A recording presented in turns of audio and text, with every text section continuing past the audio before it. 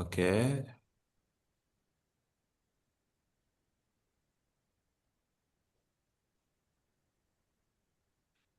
here we go.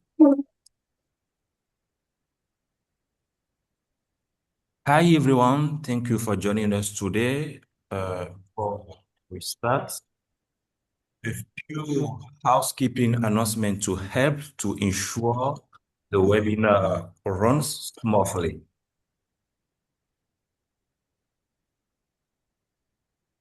First, please keep your microphone muted during the presentation to avoid any background noise.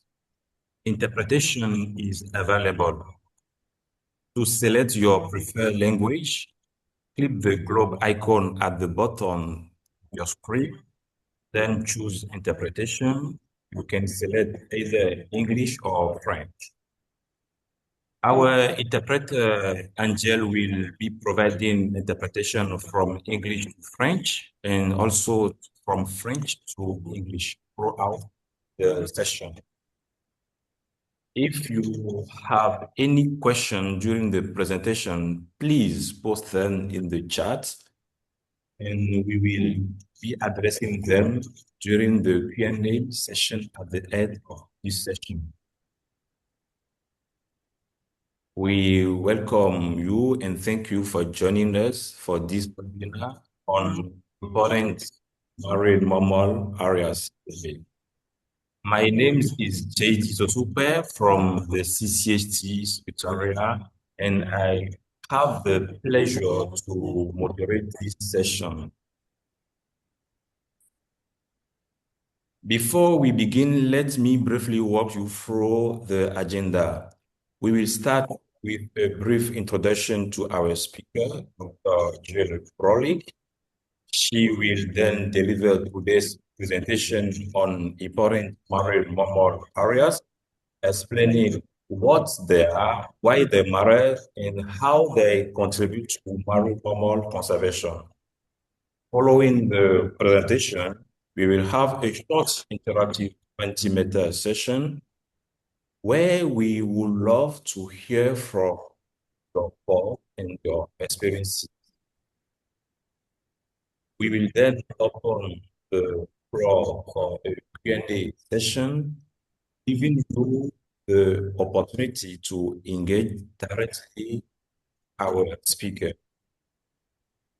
Finally, we will conclude the session with a few closing remarks.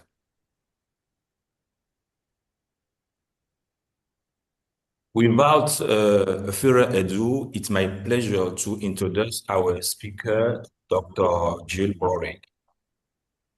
Dr. Gill Braulik is a deputy chair of the IUCN Marine Mammal Protected Areas Task Force, which leads the global effort to identify current marine mammal areas, IMMAs.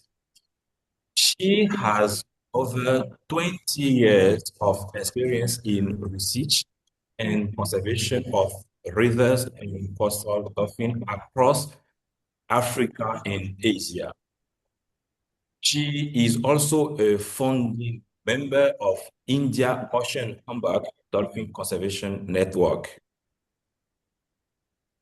After living in and working in Africa for 10 years, she's now based in Scotland and affiliated with the University of St. Andrews. Her work focuses on the ecology, conservation, and management of wetland vegetation with a strong commitment to protecting young scientists advancing science-based marine conservation. Without further ado, I hope you enjoy the webinar. And now I will now hand over to Jana Maiton, the CCA General Secretary, who will give us a brief overview on the CCAD before we move on the main presentation with our. Diana, you have the floor. Thank you, Shwajije. Just before we get to the heart of our webinar content with Gill, for those of you who have not joined one of our webinars before and may not be familiar with the Consortium for the Conservation of the Atlantic Humpback Dolphin, we just want to make sure that you know who we are and what the context is of these webinars. So the CCAHD was founded in 2000, first as an informal network, and then gaining formal recognition as a foundation based in the Netherlands in 2022. We have a trilingual website in English, French, and Portuguese, susatutsi.org, and we really encourage any of you who haven't had the chance yet to spend a bit of time exploring that site and learning about our work. And the over 120 partners that we have from all 19 possible range countries of the Atlantic humpback dolphin, and a broad range of different kind of stakeholder organizations. Next, please, Shwadidier. In case you're not familiar with the Atlantic humpback dolphin, this is what it looks like. It has this very distinctive hump. And as Shwadidier said, Gill, our speaker, has helped to found the Indian Ocean Humpback Dolphin Network, or sort of sister network in the Indian Ocean. It's a related species. The Atlantic humpback dolphin is critically endangered. Next slide, please, Shwadidier. And it's a species that's found only on the west coast of Africa. So there are 19 possible range countries extending over 7,000 kilometers. We think that there are fewer than 3,000 individuals in that range, dispersed in small isolated populations. But we have some real knowledge gaps. We only have confirmed records of the species from 14 of the 19 possible countries within the range. So I just wanted to provide that context for who we are and what our focal species is before we dive into Gill's presentation. And Gill, I'll hand over to you. Thanks.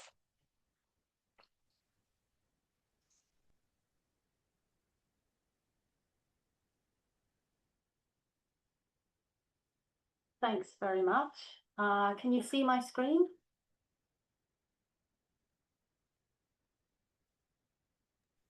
Yeah, looks good, Gill. Thanks. Yes, Brilliant. yeah. Okay, thank you so much for that lovely Yes, you can stay. So I'm lucky enough to get to talk to you today about important marine mammal areas. As said before, I'm Deputy Chair of the IUCN Marine Mammal Protected Area Task Force. And I'm going to today run through some of the background to the establishment of the Important Marine Mammal Area Initiative, explain what IMMAs are and how they're identified, and then touch on how they're being used in a large variety of different ways. And then we're going to talk a little bit about the next area that's going to be the focus of the IMMA program, which is the Southeast Atlantic region. So going back to the beginning of the Marine Mammal Protected Area Task Force, which is the group that administers the IMMA program, it was established in 2013 by Eric Hoyt and Giuseppe Notarbartolo, who I think are both in the audience today. So it's now celebrating its 13-year anniversary. So back around the time that it was established, that was coincides with the time that the Convention on Biological Diversity made its commitment to protect 10% of the ocean by 2020. And so there was a big focus on the establishment of marine protected areas. And countries were looking for guidance and advice on which areas to protect. At the same time, Eric Hoyt published the second edition of his landmark book, Marine Protected Areas for Whales, Dolphins and Porpoises, which summarized essentially the world's MPA network and looked at whether or not marine mammals were represented. And his conclusion was that marine mammals were in large proportion of MPAs rarely featured and most MPAs were too small or not placed in the correct areas to provide meaningful protection for marine mammals. And the reason for that really is just that they are top predators. They roam over large areas. They're expensive to collect data on. Getting on boats and going far from shore is not easy. It's logistically challenging. And so the type of information that is generated on marine mammals can make it quite challenging to feature within these kind of global prioritization processes. So there was a need to do something different, to try to mobilize the marine mammal community, mobilize the data that we have and use the tools that we have in a way that these species would not fall through the gap of protection. And that was the real reason for establishment of the IMMA program. So by 2016, the IMMA program was launched, and the definition of an IMMA, you can see on your screen, a discrete portion of habitat important for one or more marine mammal species that has the potential to be delineated and managed for conservation. So it's quite I think there's a lot to break down in that definition, and I've underlined the key words in there, that it's a habitat-based identification. So identifying the habitat that supports important marine mammal species, always keeping in mind that this is with a view to improve management. So that's the definition. Because it's a habitat-based process, IMMAs don't adhere to international boundaries. They often span international boundaries, even in conflict zones. They're also identified independent of threats. So it's really about what habitat is important for these species. And although the threats are not used to identify the areas, the intention is that identifying the habitat will help with addressing threats down the line. IMMAs are also not MPAs, so there's no legal protection. What they are is a very useful and powerful tool to advocate for protection. So it's sort of a stepping stone along the pathway, an intermediary between the raw data and action on the ground. So the rollout of the program since 2016, there have been 11 regional workshops. You can see all of the areas in orange on the map have been the subject of a regional workshop in which IMMAs were identified. It's now about 80% of the world's ocean has been covered, and involving hundreds and hundreds of marine mammal scientific experts that contributed data to the process. And you can see the area that's our focus for the members of the CCAHD is in blue, and this is the only area in the whole Southern Hemisphere that has not yet been the subject of an IMMA meeting. But that is coming later in 2026, which is very exciting. So the criteria for identifying IMMAs and all of the sort of background information is available in the IMMA handbook, which you can download from the IMMA website, which is marinemammalhabitat.org. This handbook was developed early on before the first IMMA workshop and went through consultation with hundreds of different experts in the process of developing the criteria. I see Mike Tetley, who was heavily involved in that process, is on the call today, which is brilliant. And the final criteria used to identify IMMAs you can see on your screen. In the handbook, there's a lot more elaboration about how these work. But essentially, there are 4 main categories of criteria, and the first one is about vulnerability. The second one relates to small populations or large aggregations. Criterion C is really to do with life cycle, important aspects of the life cycle. So habitat that supports reproduction, that habitat that supports important feeding grounds, important areas for migration or movement. And then the last criteria is about areas of high diversity, and D1 is to do with any aspect of the species or population that's particularly distinctive or unusual. I'll give a bit more detail later on about some of these criteria, but you can read more in the handbook. And the process for identifying IMMAs is shown in this sort of schematic. So it moves from left to right, and so in yellow we've got the wider scientific community, and before, when a region is the subject of an IMMA workshop, there's a call that goes out to the wider marine mammal community asking for the submission of potential areas of interest to be considered at the workshop. We call those PAOIs, preliminary areas of interest.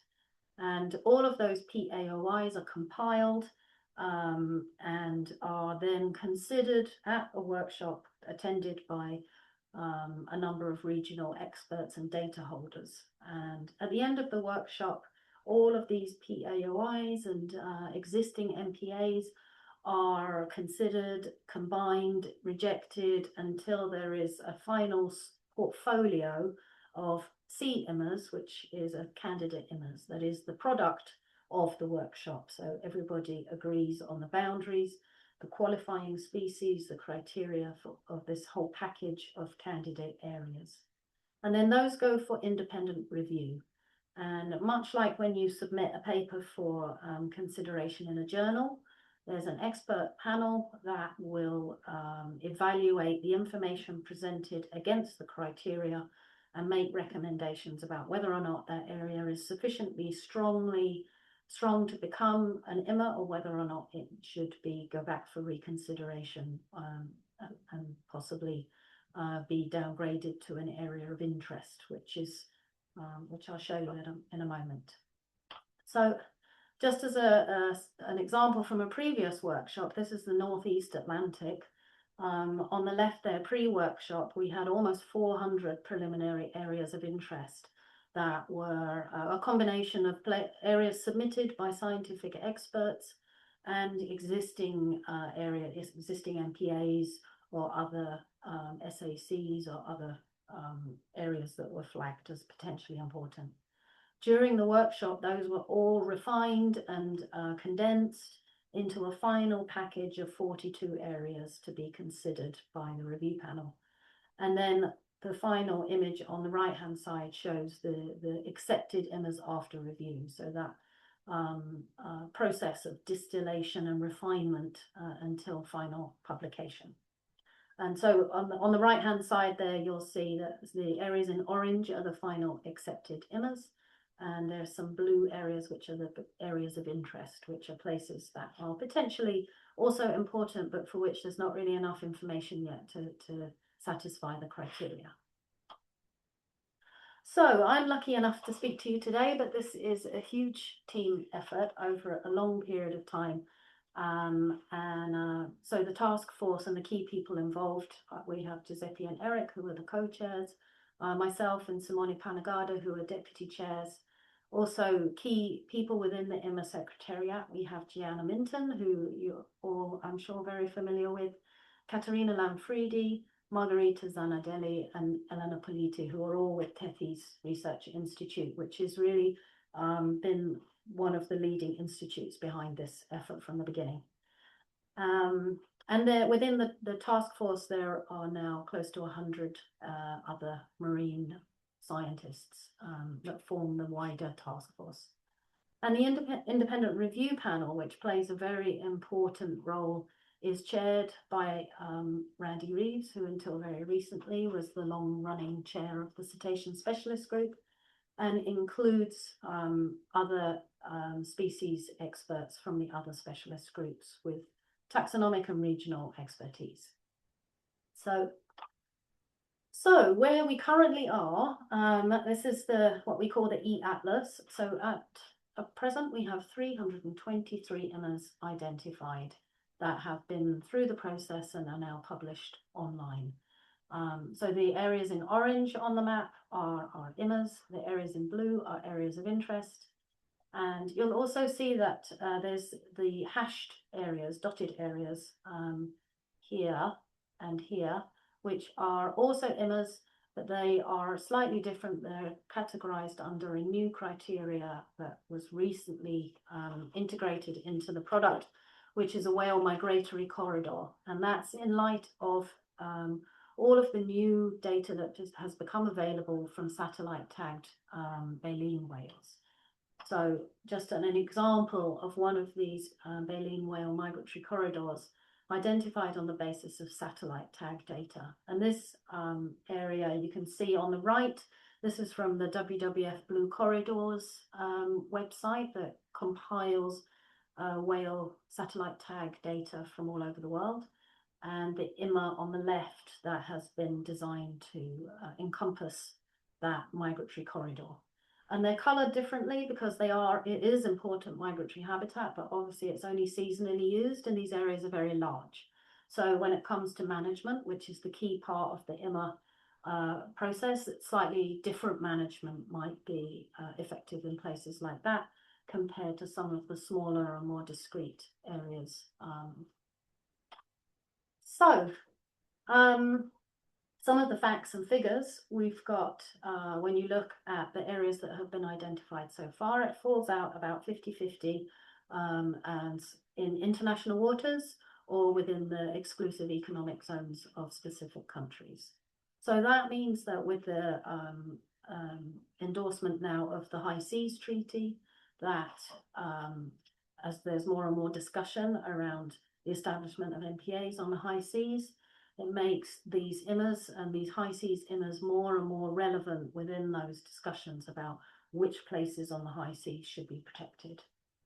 Of all of the areas that have been considered so far, IMMAs cover about 11% of those regions. And we have now IMMAs identified for 109 of the 135 species that are considered.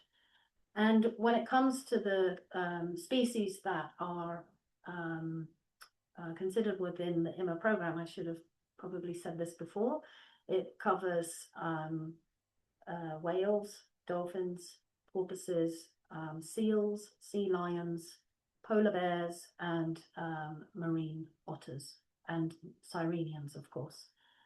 So that's the species that are under this process. So in terms of the data that can be accessed on the website, marinemammalhabitat.org, there is the e-atlas, which can be, you can interact with the e-atlas. You can click on any one of these orange areas. You'll get a pop-up box that explains exactly which species were the species that satisfied the criteria. Lots of information about that particular area in text. You can also find the searchable database, which is a database that underpins all of this spatial data. So you can see an example here. You can search for specific areas based on species. So you could put in here humpback whales and find only all the IMMAs that were identified for humpback whales. You can search by country or by region. And you can also download the entire data set in Excel, so you can then use it for your own research. And this is what some of the pop-up information looks like.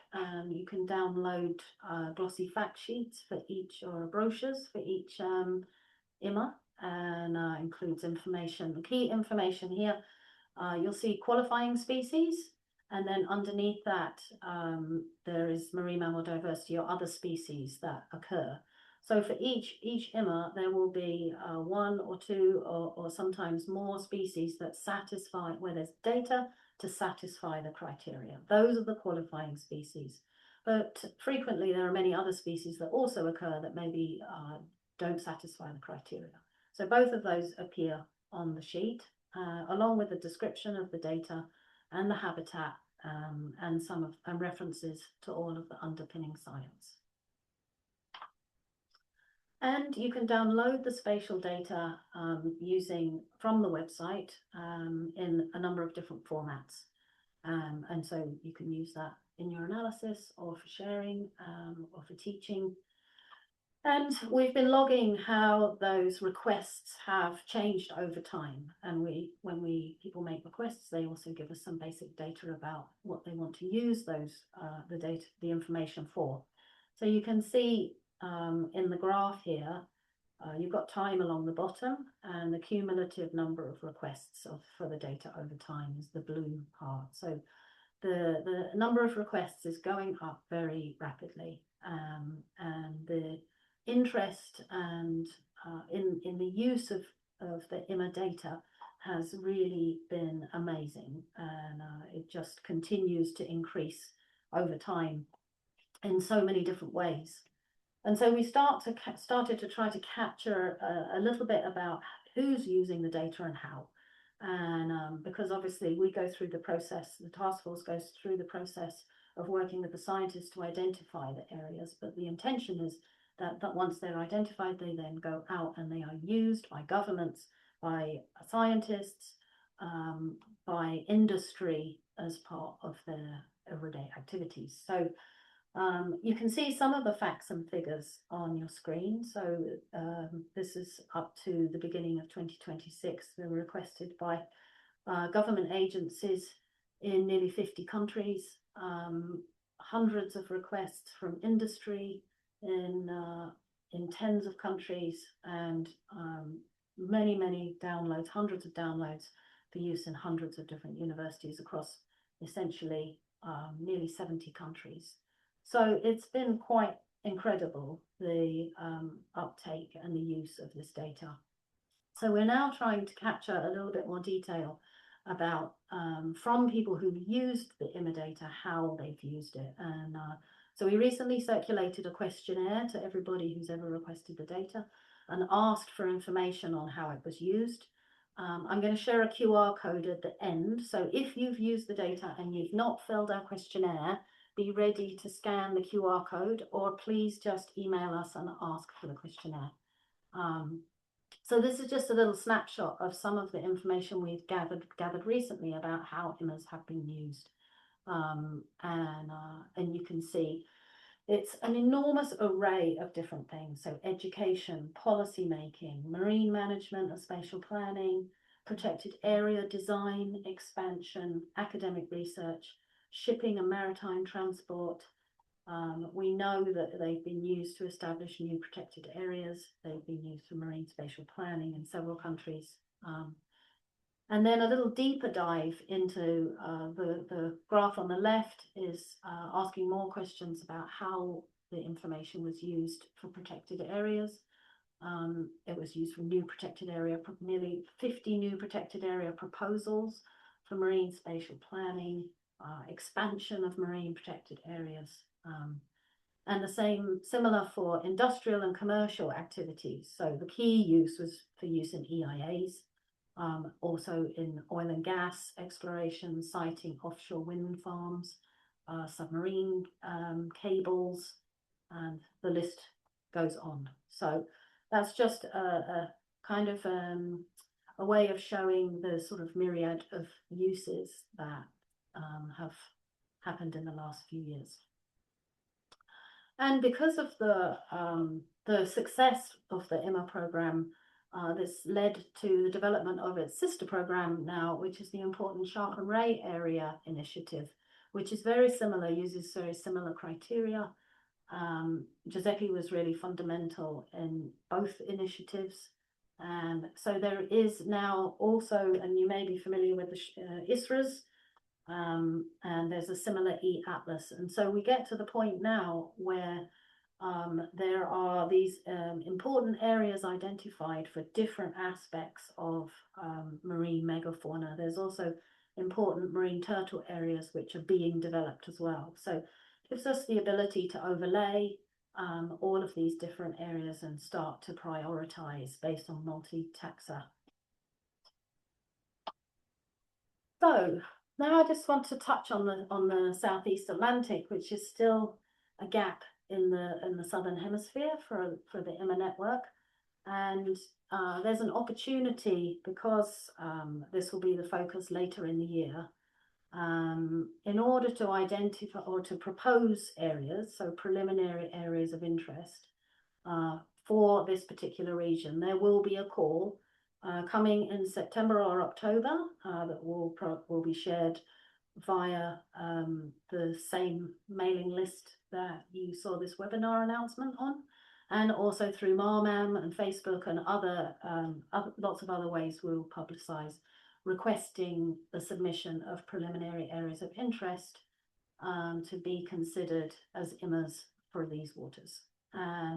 So it's a good time for any of you with data from West Africa or Southeast Atlantic to start thinking about how to organize the data, get the information out.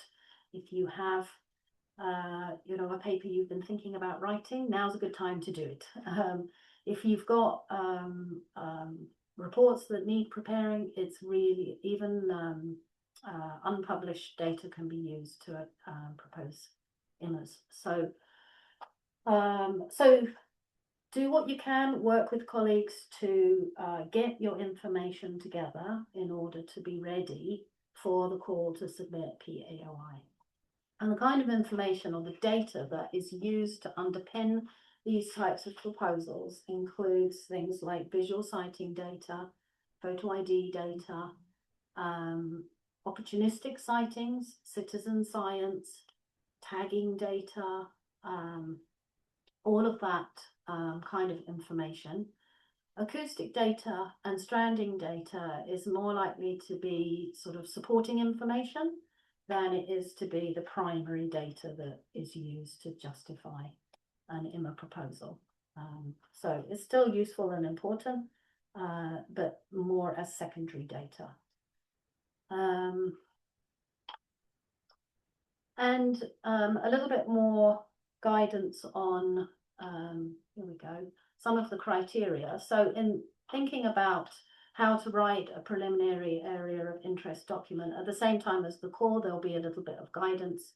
But essentially, the key component is to think about how the data that you have will satisfy one of the criteria for one species or more.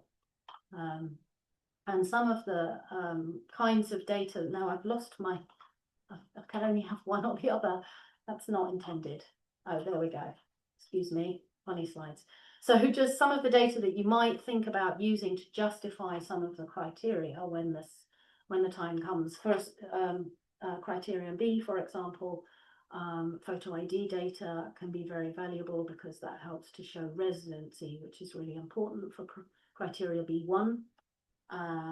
For B2, relates to information about density, about group size, any kind of data that shows that one particular location is more important for aggregations than any other surrounding areas. Key life cycle areas can be very useful for things like baleen whales and for pinnipeds, which have very clear differences in their life cycle. For cetaceans and sirenians might be slightly more challenging to show that one particular habitat is more important for reproduction or feeding than another.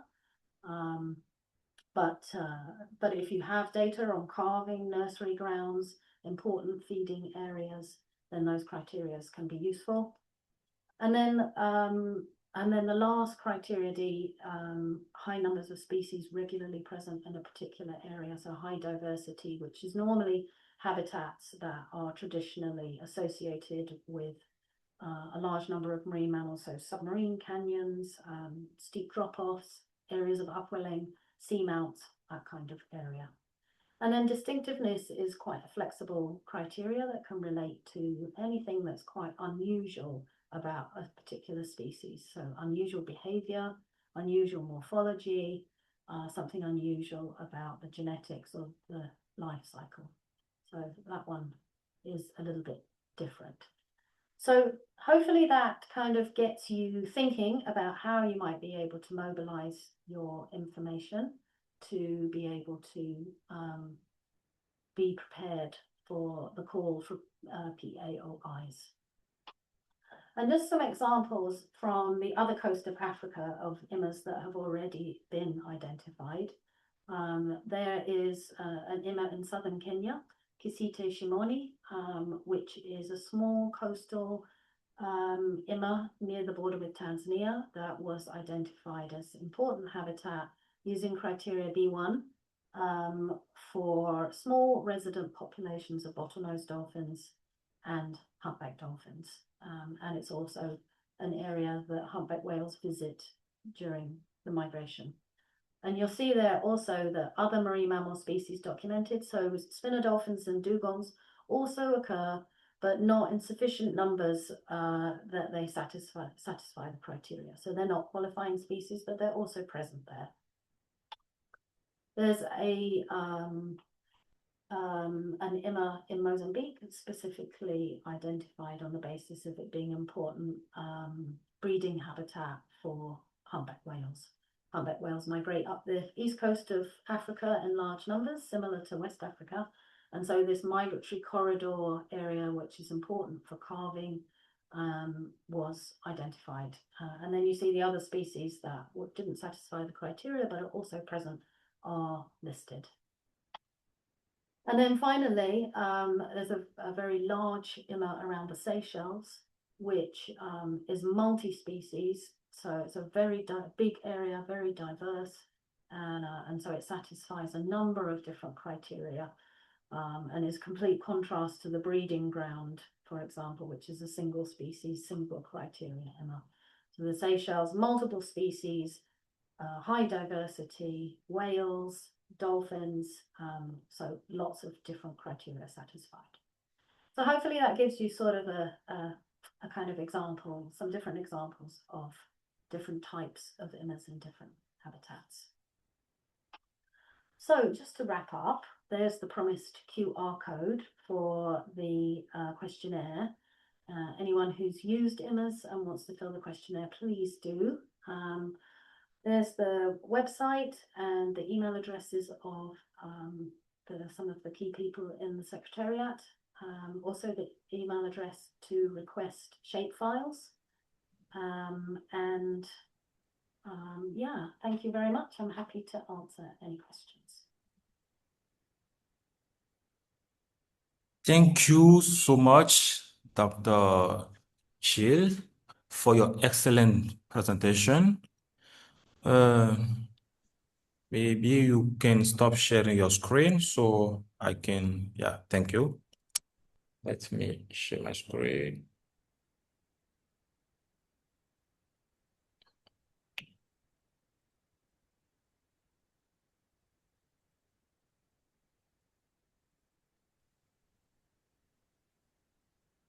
Yeah.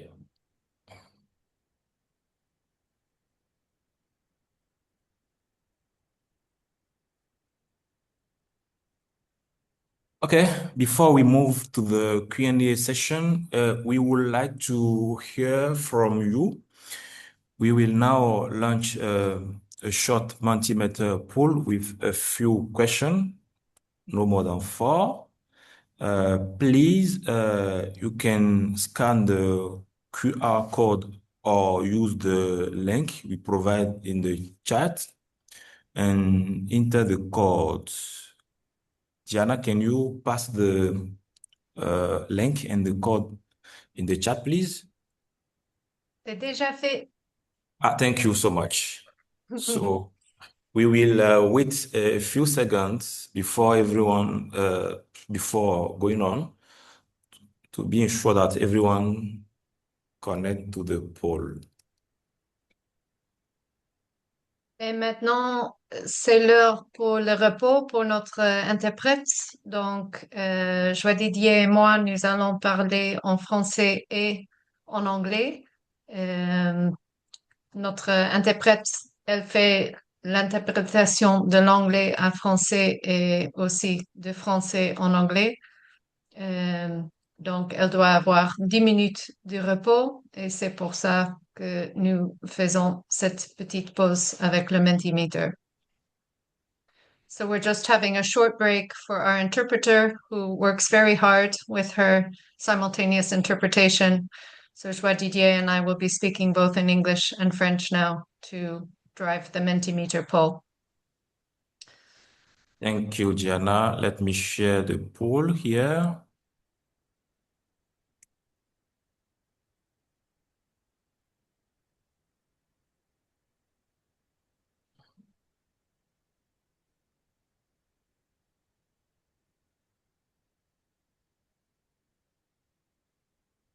What happened? What's going on? Yes, CCAHD. So the links to join the Mentimeter and instructions are available in French and English in the chat. Vous pouvez trouver les instructions pour joindre le Mentimeter dans le chat. I don't know if they can see my screen. Yes, looks good. Okay. It's not in presenting mode, but Or let me switch in presenting mode.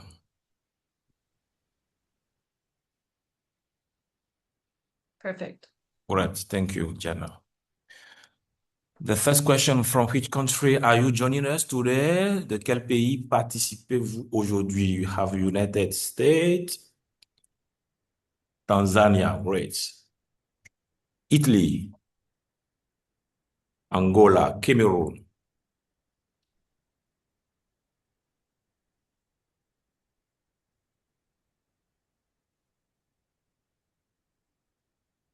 Of course, Scotland.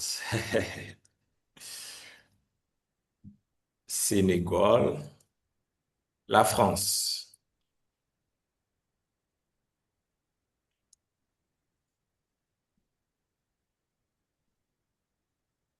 We are more than 50, so let us know if you are facing any issue to join the poll. We are now 33 joining the poll. Please let us know if you are facing any issue.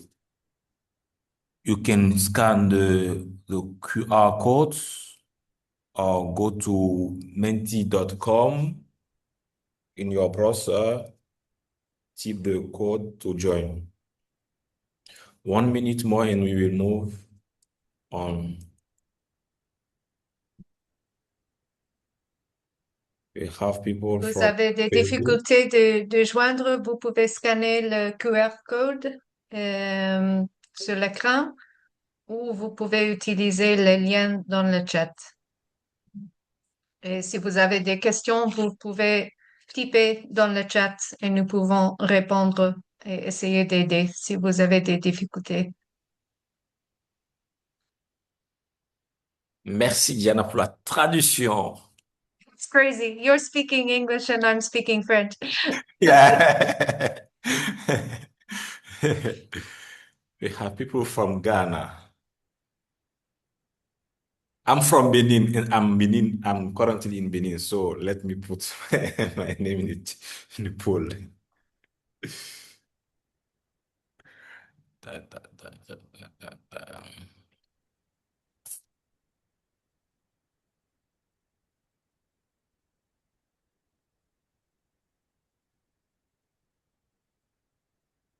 People from Zanzibar.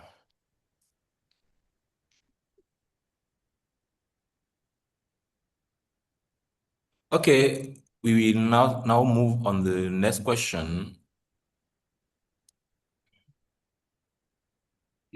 Have you ever used IMMAs in your works? If so, how? Avez-vous déjà utilisé les IMMA dans le cadre de votre travail? Si oui, comment?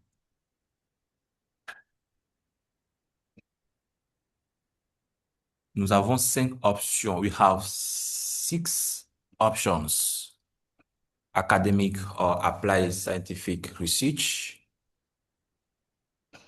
honest raising and or scientific communication, education or and training, marine management and spatial planning, gestion des milieux marins et aménagement du territoire, politique et prise de décision, études et ou formation, air protégée, voilà, et puis sensibilisation et ou communication scientifique. Nous avons 13 répondants, 40 personnes connectées.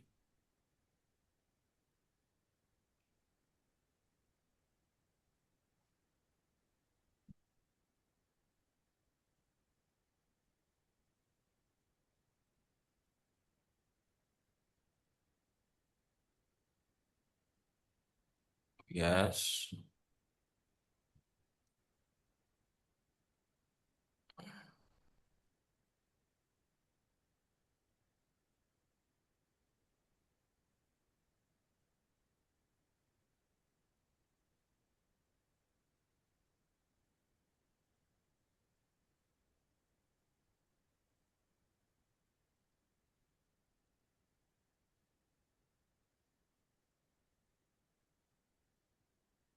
I guess it's possible that some people haven't had a chance to use them yet, so we may not have all 48 or 41 Yes. people reply. Yeah. We just got 21. 1 minute more and we will run the next question.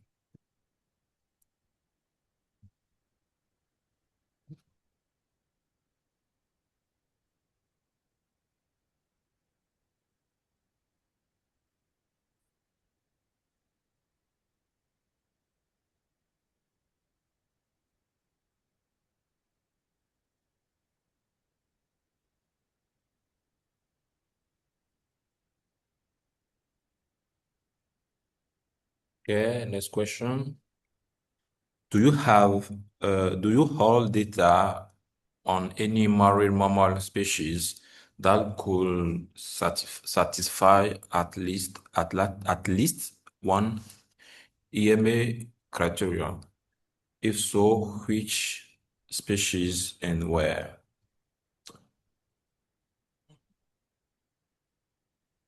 Je vois Didier, tu peux traduire ça en français aussi? Yes, I can. I have it here. Alors, disposez-vous des données sur des espèces de mammifères marins qui pourraient répondre aux critères de l'IMMA? Si oui, quelles sont ces espèces sur lesquelles vous travaillez?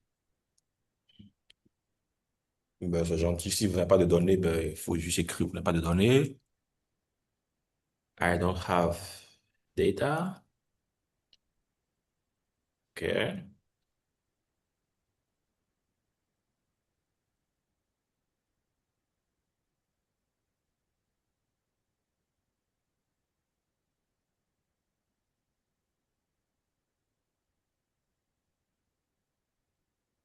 And I guess here we're thinking more about the upcoming area in the Yeah. Southeast Atlantic, because many other areas have already been covered.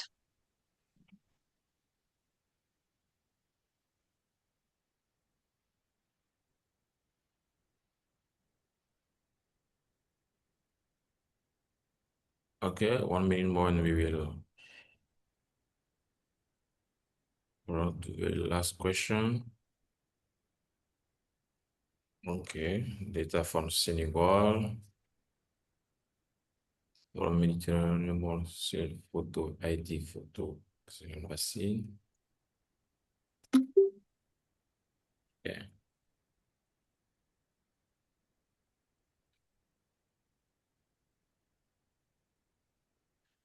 Okay, the last question. La dernière question. How could you use new Southeast Atlantic IMMAs to help advance marine conservation in your country or regions? Comment pourriez-vous mettre à profit les nouvelles données de l'IMMA de l'Atlantique Sud-Est pour pouvoir faire progresser la conservation dans votre pays ou région?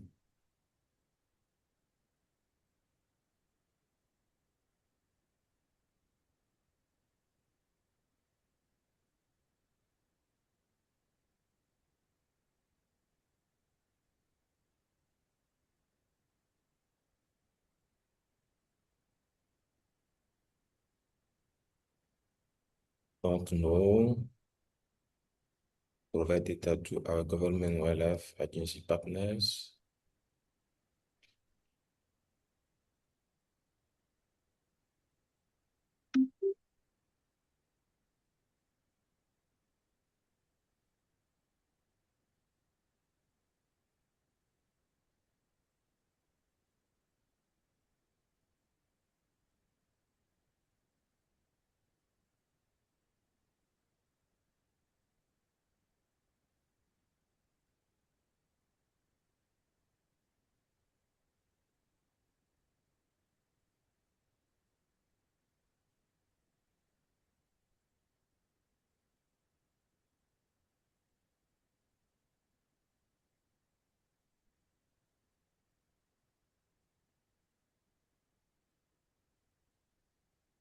One minute more and we will close the poll session.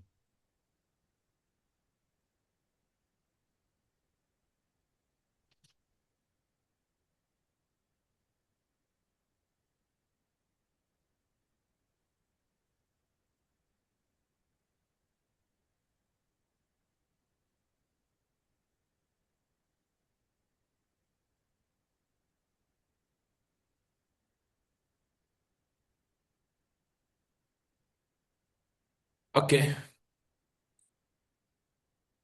Alors, let me go back on the presentation.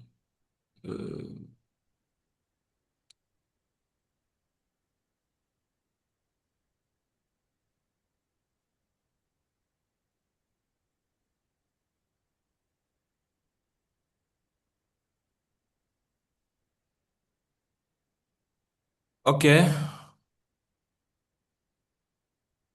Can we move on the next session, please? I don't know if Angel is back. Can you confirm?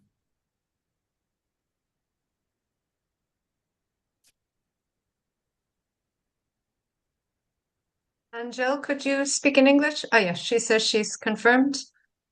Okay. Joie Didier, something's happened with your screen. It's not showing. There we go. And then in presentation mode. And I just need to say that that photo was taken by Gianna Sek, who's also on the call in Senegal. Yes. We forgot to put a photo credit there.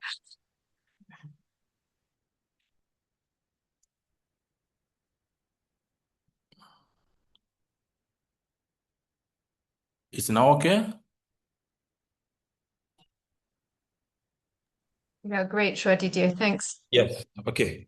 Alors, nous passons maintenant à la session des questions-réponses.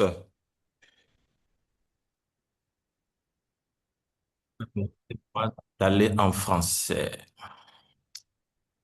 Alors, c'est simple. Après la présentation, nous aurons droit à la session des questions et réponses. Et je vais vouloir vous demander de bien vouloir lever vos mains si vous avez des questions que notre invité puisse vraiment répondre à ces questions. Levez juste les mains pour que nous puissions.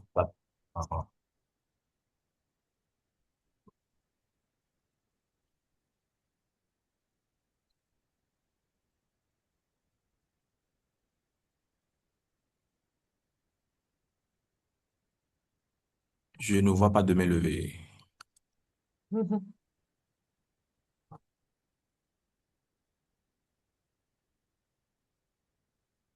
Il y a Diana. Jill, based on your experience of past workshops or anyone else from the IMMA Secretariat, and knowing a bit what the next area on the Southeast Atlantic is going to be like, what do you anticipate being potentially the most significant use or value of identifying IMMAs in this new region that hasn't been addressed yet? Yeah, great question, Gianna. I think that we will almost certainly end up with IMMAs for African manatees, for Atlantic humpback dolphin, for humpback whales. This area is going to be challenging in some ways because there isn't a huge amount of data, but there's definitely important habitats. And one thing that we found in other areas is that it can be a really, really useful tool, and IMMA can be a really useful tool for discussing with governments about protection and management, and with local people, because it isn't a protected area, so it doesn't come necessarily with legal restrictions, and so it can be a very positive way to engage and start discussions. And another really powerful part of the process, I think, is that it has the IUCN approval. So it's an IUCN product. So it has this international global sort of stamp of approval in that all IMMAs across the world are identified using the same criteria and the same process. And so that means that at a country level, you can take your IMMA to your government and say, look, we have a globally important area for this species identified in our waters. This is something really special. We need to do something with this. And so it can be a really good lever. Another thing that I think is really great about the IMMAs is that everybody is welcome to donate and provide data. And so it can be citizen science, it can be a whole host of different types of data provided by different types of organizations, all collaborating and working together. And and the resulting areas are agreed by everybody at a workshop. And so there's collective power behind it. And shared responsibility, which is another really powerful component of the process. Something else that obviously the oil and gas sector has a really big role in across the region. There's also the emergence, maybe not right now, but very soon are going to be almost certainly at some point wind farms, whether onshore or offshore. And so when it comes to engaging with industry, this sort of IUCN approval, so to speak, can really help with putting these areas on the map and making sure that these big global corporations pay attention to these important habitats and to these species. So yeah, that's a few things. I think I mean, you saw the whole host of different ways that they're being used. So it's almost, I think, a case-by-case basis in each country. Certainly South Africa, for example, where there's shipping channels, which is a really big issue. Identification of IMMAs in those particular areas might help with discussions around where the shipping lanes are and where the ships are in relation to the whales. So yeah, lots of different ideas. I think it's really exciting and lots of potential. Okay, thank you, Dr. Gill. Any other question?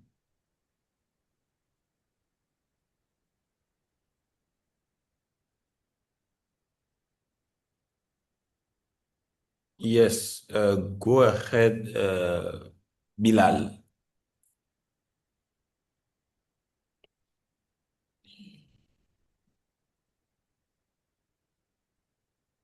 Samba Bilal, you have the floor. The question in the text, in the chat. Abdellahi, si vous voulez poser votre question, vous pouvez.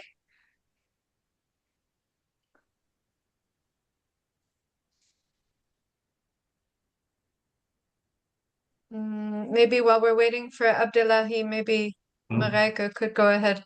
Yes. Hi, everyone. I'm a little bit puzzled by this next workshop, especially the area. Myself, I'm working together with colleagues from St. Helena, and I have data from Ascension, but I also have data from Tristan.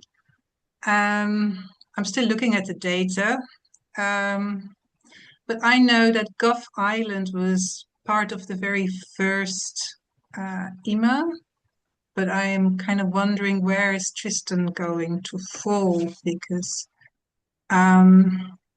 there's a lot of interesting underwater canyons and beaked whales that I've seen in the Tristan archipelago. So that's just one question. And the other question I have is, although I'm going to be focusing on these UK overseas territories, I have data, for example, on offshore Namibia. Do I bring that data and give it to whoever is representing Namibia? How do we deal with that?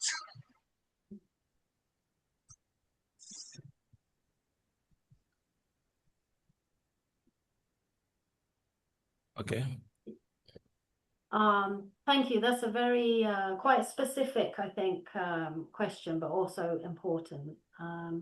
And I'll just say that we will probably have a follow-on workshop after the call for PAOIs, in which we'll get into some of the more details about exactly which areas are going to be proposed and who's working with who in each region to make sure that people can collaborate.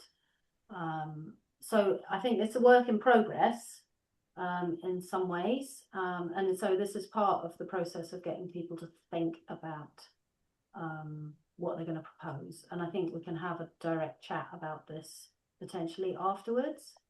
In terms of Tristan da Cunha, I'm actually not sure whether, and maybe Giuseppe knows, who's also on the call, whether or not it's in this area or not. But essentially, places that have already been the subject of IMMA workshops, and this connects also with a question that was put in the chat by Margaret Kasuba. So obviously, a lot of the Southern Hemisphere has already been the focus of IMMA workshops, and so the data has already been considered and areas have been identified. But there are, so when a new region is considered, if there are cross IMMAs that would span regions, then we might alter the existing IMMAs and make one larger one, for example. That happened in the Strait of Gibraltar, for example, where there was a workshop for the Mediterranean and a separate workshop for the Northeast Atlantic, and then those areas were merged when the new regions were considered. So essentially the boundaries for the workshops are not rigid, and of course the marine mammals move across those borders, and therefore the IMMAs need to as well. So I don't know if that exactly answers your question, but I think it's we can have a more detailed discussion, I think, after this or subsequently before the workshop. Yes, thank you. Thank you. Jana, can you track the questions in the chat? Sure, but I see that Giuseppe is probably ready to help answer part of Marijke's questions, so maybe he could do that first. Yes, exactly. Thank you, Jana. And I want to take the opportunity for thanking Jana, you and the CCAHD for organizing this, and Gill for a fantastic presentation, like always. And hello, Marijke. And yes, Gill, you said it correctly. Our boundaries are not very, they're just indicative. If there is in this coming workshop some specialized knowledge, know-how about some areas that are maybe on the boundary or even a little bit beyond the boundary of the region that we're going to work on, like in this case, and like in the case of Tristan da Cunha, we can just, add it and take advantage of the fact that if Marika is going to be present at the workshop, we have that specialized information. We can just add it and it's going to go into the atlas just as if it were exactly right inside the region. So we shouldn't be really worried too much. The boundaries are just guidance, and most of all, I think, of the candidate IMMAs we're going to work on are going to be within the boundaries. Yeah, but if some of them are outside of the boundaries and we have the opportunity of working them out at the workshop, we will do it.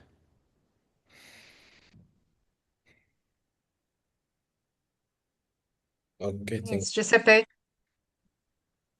We had another question in the chat from Maggie Kasuga. She said, how long does it take to review the existing IMMA status on the areas already initiated as more localized areas? For example, in Zanzibar, we only have one MCA that has been considered. So, yeah, I'm really happy you asked that question, Maggie. It's taken us now around 10 years to get to 80% of the world, and obviously the world's oceans are changing. The amount of information that we have, the amount of scientific information that we have is expanding dramatically. And so in order to stay relevant and current, we have to have a way to update each region. And so we're working on that. And at the same time as trying to finish the remainder of the planet, we're going to go back to the beginning, essentially, and region by region do a review and reconsider the areas that were previously identified, look at the new data that's been generated since then, and refine the whole suite of IMMAs for that region, considering the new information. So that will happen. I know, Maggie, you're talking about East Africa, and I think there's another comment in the question, from Mustafa Issa, similarly about southern Tanzania. So both for the same region, the Western Indian Ocean. But that is one example of many where there's just so much more data that we'll need to review and revise and update. But I would just also urge, when thinking about how to revise and update places, there has to be underpinning data that satisfies the criteria. And so in order to think about, for example, the area of interest in Mozambique and southern Tanzania, about which criteria would be satisfied if that was to change from an AOI to an IMMA. There has to be data, and it has to satisfy one of the criteria for at least one species. I think we have time maybe for one more question, and there's a good one in the chat from Clinton, who asks if there are different levels of IMMA. For example, if there's a conservation status of the species vulnerable, endangered, critically endangered, does that change the level of its status? And are IMMAs definitive once they've been put on the e-atlas, or can they be declassified? Great questions. Maybe you've just given us a good idea, Clinton. At the moment, you're either an IMMA or you're not an IMMA. But of course, we recognize that there's vast areas of the ocean where there's very little data. So it's just because an area and the rest of the sea is not identified as an IMMA, it may be still that there's important habitats that we just don't know about. But no, there are not different classifications or levels of IMMAs, but 3/4 of IMMAs are identified on the basis of criteria A, which refers to the red list status of one of the species that's within that habitat. And those are the IUCN red list classifications, and they are critically endangered, or vulnerable. So those red list classifications feature within the criteria. We have actually discussed about having a kind of at-risk label that we could put on specific IMMAs when there are very concerning changes that have happened, but that's not something that we've actioned yet. And then the second question, are they definitive and can they be declassified? They are definitive as the product of a workshop. Once the workshop's finished, an area is identified as an IMMA, it stays an IMMA. However, after review, so after the idea is to review each region after 10 years. If the situation changes and the habitat changes or the species disappears or moves, then it may be that after review it would not be an IMMA anymore. I think that answers the question. Okay, thank you so much. Maybe before we end with a closing remark, may I ask you to open your camera so we can take a group photo if you agree. Okay, let me stop sharing.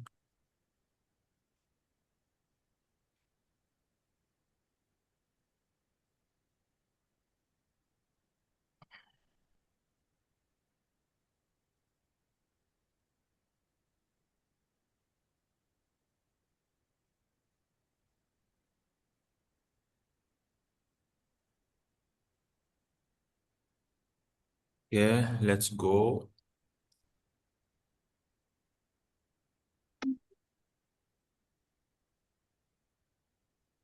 Have 2 slides, so let me move to the next slide. Okay. One more.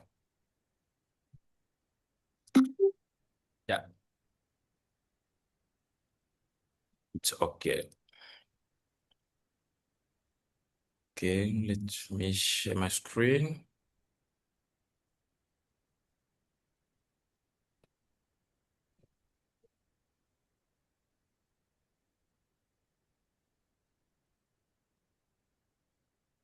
Okay.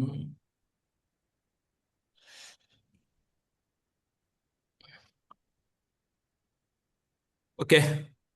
As we come to the end of today's webinar, I would like, on behalf of CCAHD, sincerely thank Dr. Gill Braulik for sharing her knowledge and also experience with us. Thank you very much for taking the time to present and also answering our different questions. I would also like to thank everyone who joined us today.